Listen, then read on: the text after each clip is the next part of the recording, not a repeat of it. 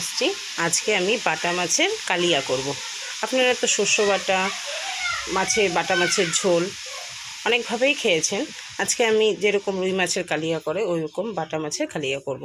এখানে বাটা মাছ নিয়েছি, তার জন্য পেঁয়াজ কুচি, টমেটো, কাঁচা লঙ্কা দেব। আর প্রথমে বাটা মাছটা আমি ভেজে নিচ্ছি।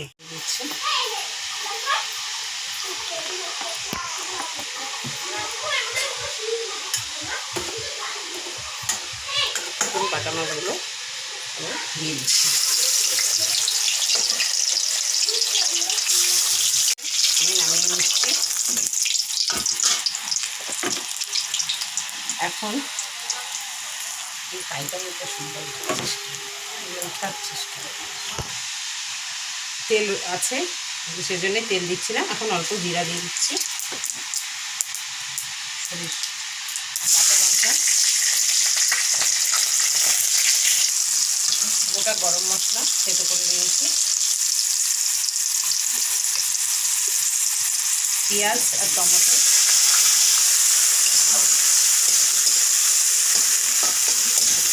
হালকা হালকা করে ভাজা করব।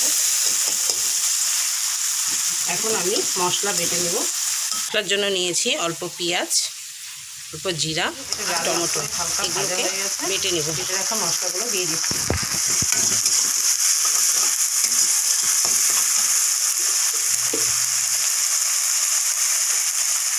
এর মধ্যে অল্প লবণ,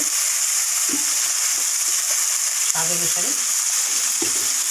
হলুদ,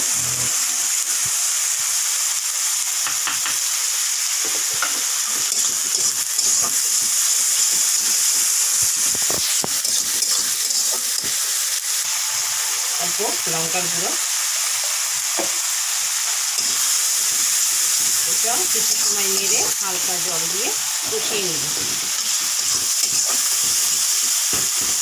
তারপর নাড়া হয়ে গেছে, অল্প হালকা জল দিয়ে দিচ্ছি। কিছু সময় এটাকে কষিয়ে নেব। এখন হালকা করে জল দিয়ে দেব।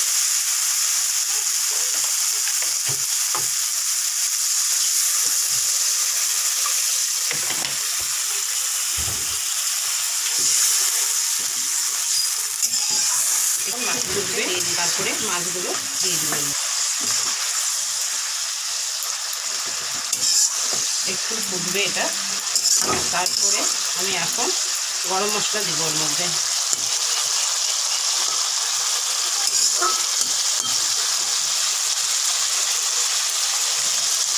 গরম মশলার গুঁড়ো দিয়ে দিচ্ছি।